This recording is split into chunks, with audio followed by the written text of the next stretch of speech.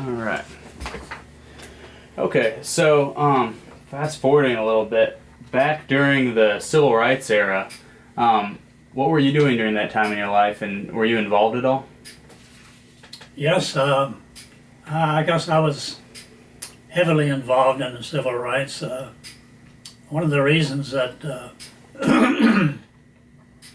I decided to become a minister and go to seminary was I wanted to have some influence in that particular social movement. There was civil rights were not all that popular in those days, and I suppose I had a feeling of wanting to do something for the underdog side of the issue. What year was this that you went to seminary? I first got really involved right after started to seminary in Chicago, the McCormick Seminary in Chicago, and in the summer of 1962 and 1963, I worked with a fellow minister from Decatur, Illinois, named J. Logan. There's a saint of a guy, and he was active in the civil rights movement in Illinois. And then when the civil rights really became active in late '62 and '63, the Council of Churches decided to sponsor some voter registration projects in Mississippi, and chose as the site, demonstration site, Forest County, Mississippi. The county seat is Hattiesburg. And in Forest County there were something like 30,000 blacks and maybe 25,000 whites, but only 3 registered voters were black out of the whole county. The county registrar was under an injunction from the Circuit Court of New Orleans to stop discriminating. He would require a person who wanted to register to vote, if they were white, all they had to do was just sign a form. If they were black, they had to recite certain sections of the state constitution verbatim. And if they passed that test, then they had to interpret that, which left it an entirely subjective meaning to him. So he had been successful in keeping all the blacks not registered.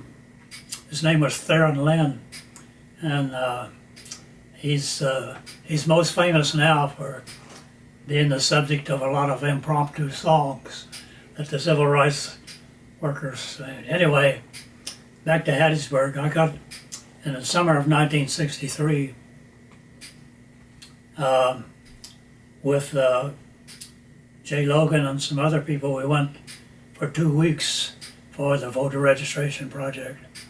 And the idea was people around the country could volunteer 2 weeks to come and knock on doors and persuade people to register. So we did that, and a lot of interesting experiences there. I got to see the inside of the Forest County Jail.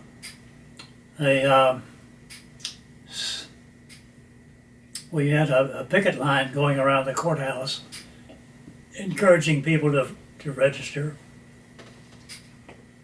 And one morning I remember walking around, and here comes this young woman in a fluffy yellow dress with hoops and everything, just a real vision, blonde hair, a vision of a Southern Belle loveliness, beauty queen.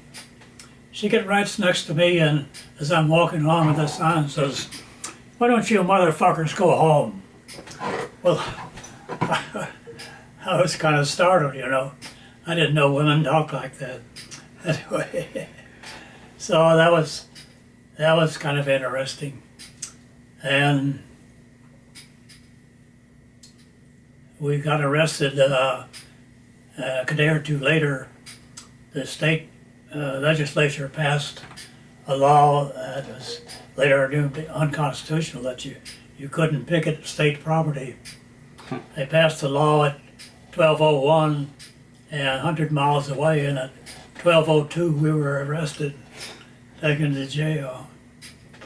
So I had some explaining to do to the little congregation in Homer, Illinois. They wanted to know, what in the world am I doing down there?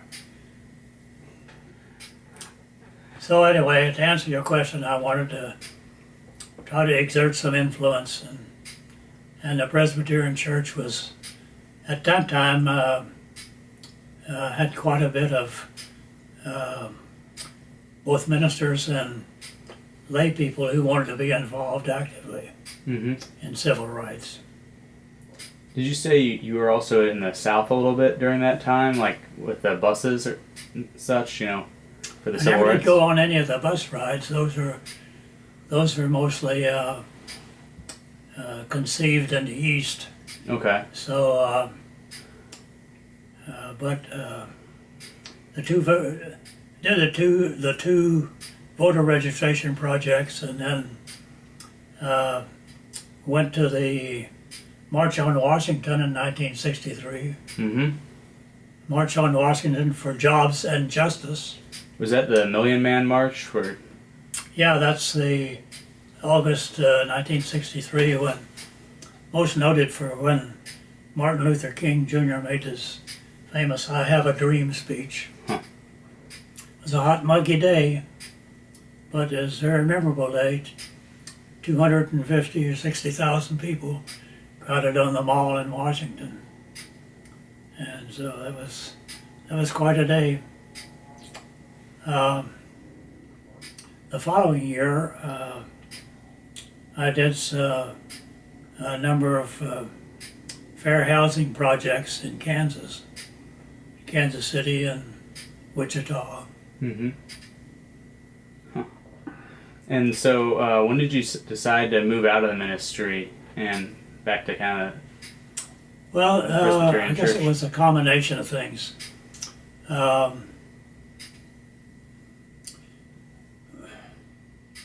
Wichita, Kansas is it's a different town. It's a big history as a cow town in the Wild West. But in the 60s, it was a town that was in the throes of its own civil rights turmoil. The John Birch Society was very active in Wichita. What is that? The John Birch Society is a very, very far right fascist type of group that most famous for calling Eisenhower a communist and seeing communists behind every Bush in America. They had a bookstore. They were very active trying to take over school curriculums. So I got involved in the civil rights and other things, and at the same time had some personal problems, marital problems, and I was appalled at some of the behavior of other Presbyterian ministers. It seemed to me a lot of petty quarrels and bickering and hypocrisy. So there was a divorce, which I later regretted. I think it was a mistake, but at any rate at that time. So with the John Birch Society, me on their #1 list, I decided it was time to look for something else.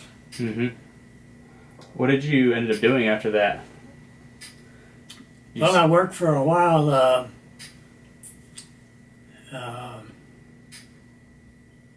in as a construction industry labor negotiator Okay. with the IBEW, International Electrical Workers. And then some friends of mine that I'd met in the voter registration project looked me up and told me about a group that was forming. Sergeant Shriver was forming a volunteer group to help young men coming out of the Job Corps training. And they were looking for people to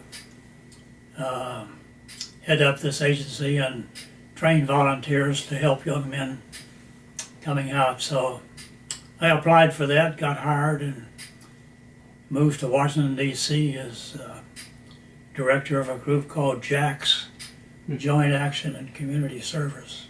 Okay. So I did that for 3 years. Okay. Let's see here. Check this again.